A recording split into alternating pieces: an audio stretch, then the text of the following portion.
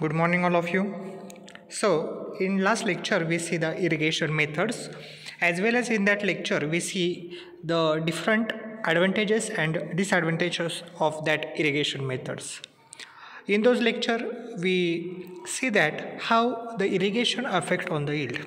When the irrigation is deficient, or when the water is deficient in that soil, it affect on the yield.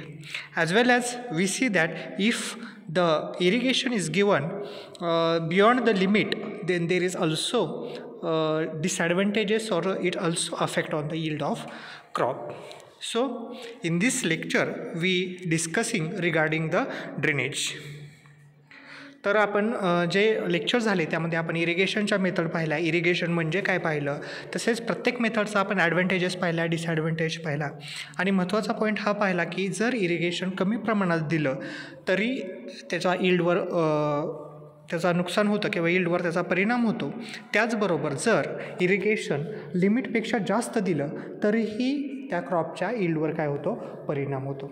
आणि त्याच्यावरच आधारित असलेला आपला next जो point आहे तो म्हणजे ड्रेनेज, आणि तो ड्रेनेज आपण या लेक्चरमध्ये अभ्यासणार आहोत. So drainage it means the removal of excess water from the surface of the soil is known as surface drainage. When we give the excess water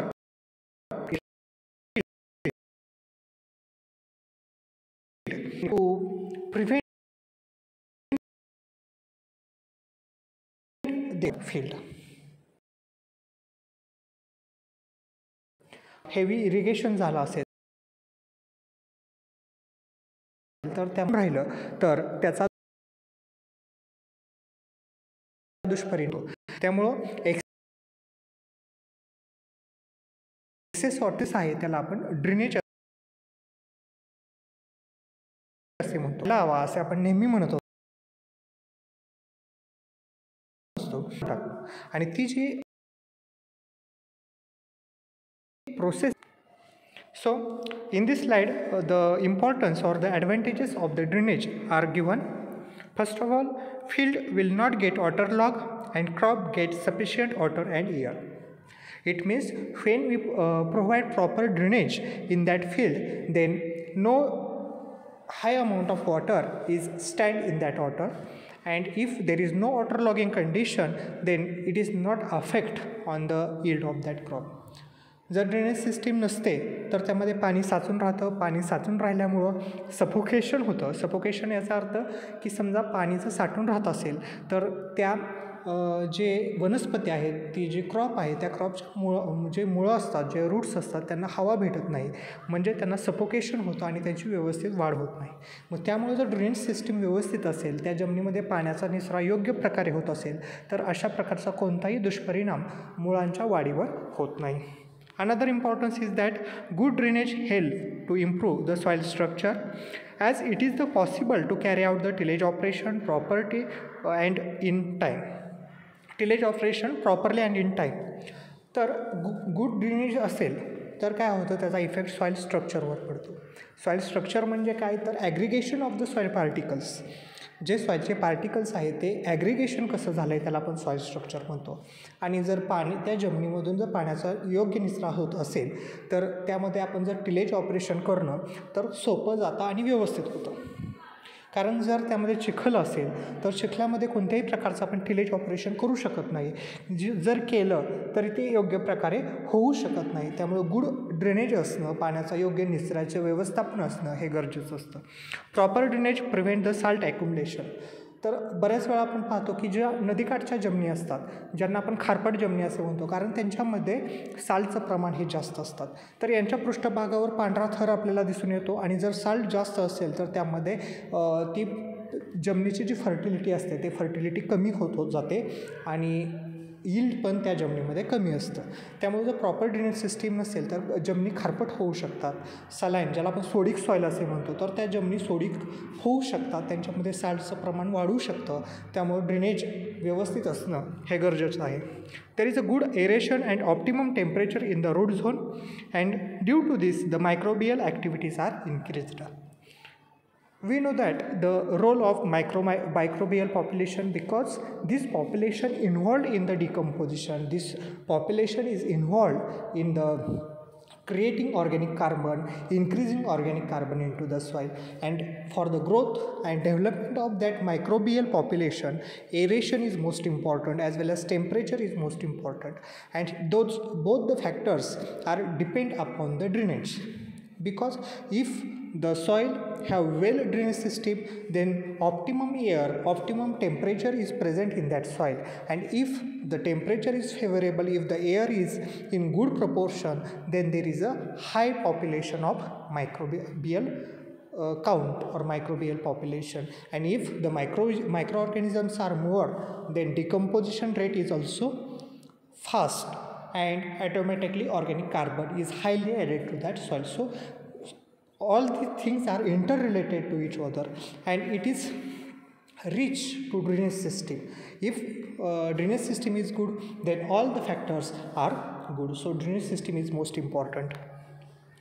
Then desirable chemical reactions take place and nutrient become available to the plant early. We know that there is a different, or there is a number of process which are carried out in the soil of fertilizers or the chemicals which we provide in the soil. आपल्याला माहिती आहे की आपण fertiliser, different chemical fertiliser जमिनीमध्ये add करतो. तर add केल्यानंतर त्यांच्यावर डिफरंट केमिकल प्रोसेस होतात, त्यांचं डिफरंट आयोनायझेशन होतं, आणि एका ठराविक आयनच्या फॉर्ममध्येच ते न्यूट्रियंट त्या प्लॅन्टला काय केलं जातं, ॲब्झॉर्ब केलं जातं. आणि ही रिॲक्शन होण्यासाठी तिथं टेम्परेचर किंवा तिथं एरेशन असणं गरजेचं असतं. किंवा आपल्याला माहिती आहे की बरेचसे ज्या प्रॉपर्टी आहेत त्या बॅक्टेरिया असतील किंवा फंगस त्यांच्यामध्ये काय असतात, समावेश असतात. जसं फोटो बॅक्टेरिया आहेत, ज्या बॅक्टेरियामुळं ह्या प्रोसेस घडतात. तर त्या बॅक्टेरियाच्या ग्रोथ अँड डेव्हलपमेंटसाठी सुद्धा एअर आणि टेम्परेचरची गरज असते. And these both the factors are depend upon the drainage system. Then intercultural operations, seed germination, root development, then the removal of toxic salt, all these activities are related to the drainage system. If the drainage system is good, then all the properties, all the structural or the soil structure will be improved due to this good drainage system. So these are the advantages. Then in this slide we discuss regarding the causes of improper or bad drainage. तर आपल्या आता अगोदरच्या स्लाईडमध्ये आपण हे पाहिलं की ड्रेनेजचे फायदे काय काय आहेत. पाण्याचं पाण्याचं योग्य व्यवस्थापन केलं किंवा निचऱ्याचं जो योग्य व्यवस्थापन केलं तर काय फायदे होतात हे आपण पाहिले. तर ह्या स्लाईडमध्ये आपण हे बॅड ड्रेनेज का होतं किंवा वॉटर लॉगिंग कंडिशन का होते त्याची कारणं दिलेली आहेत. First of all, low lying area and excess rain causes the water log condition.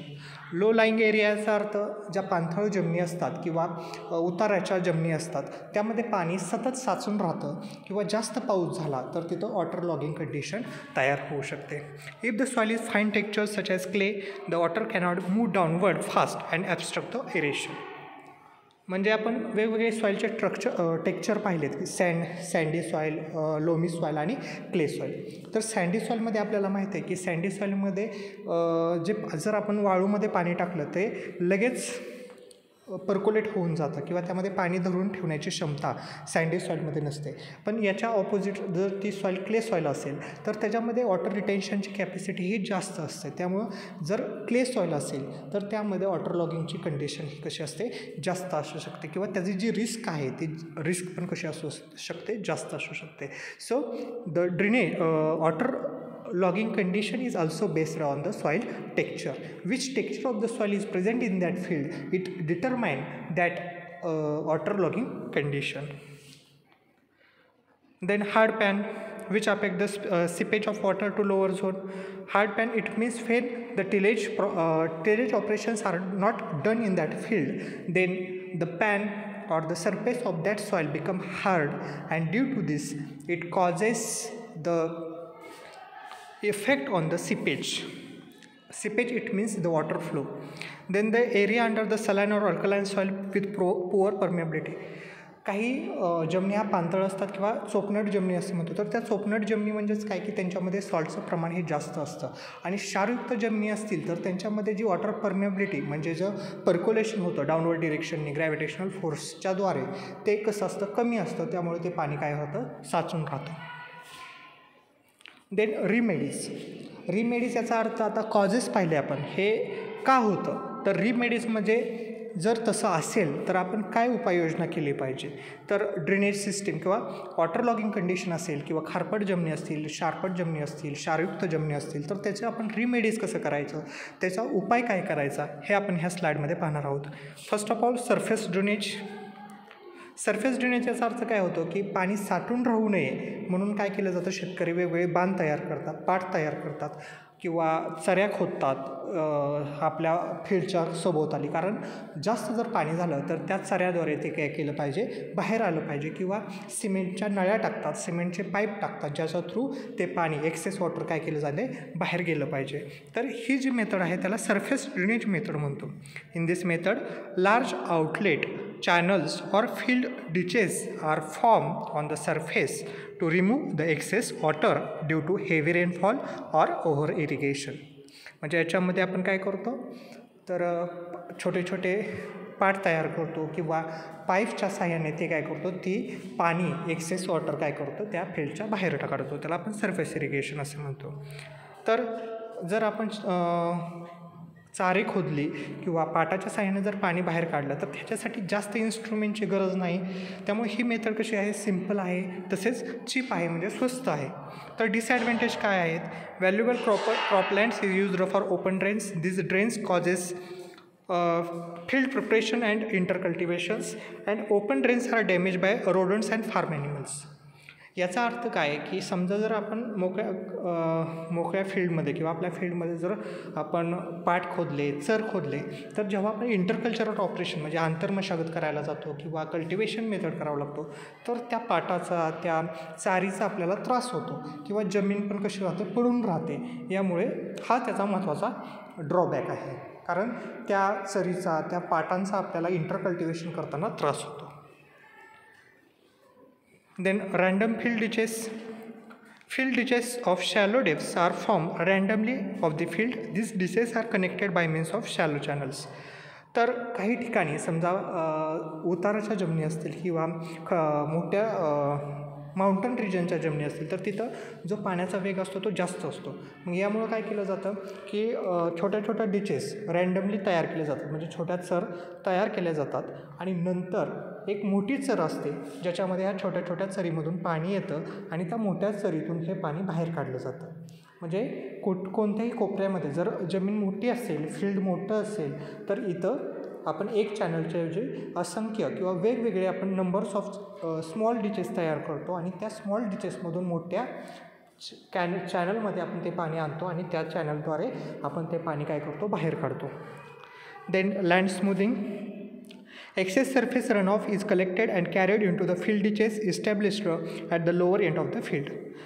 तर इथं काय केलं जातं की जिथं जमिनीचा उतार आहे त्या उताराला काय केलं जातं, एक मोठी चर खोदली जाते. म्हणजे जसा स्लोप आहे, जसा उतार आहे, तसं पाणी काय होणार, उताराच्या दिशेने वाहत येणार.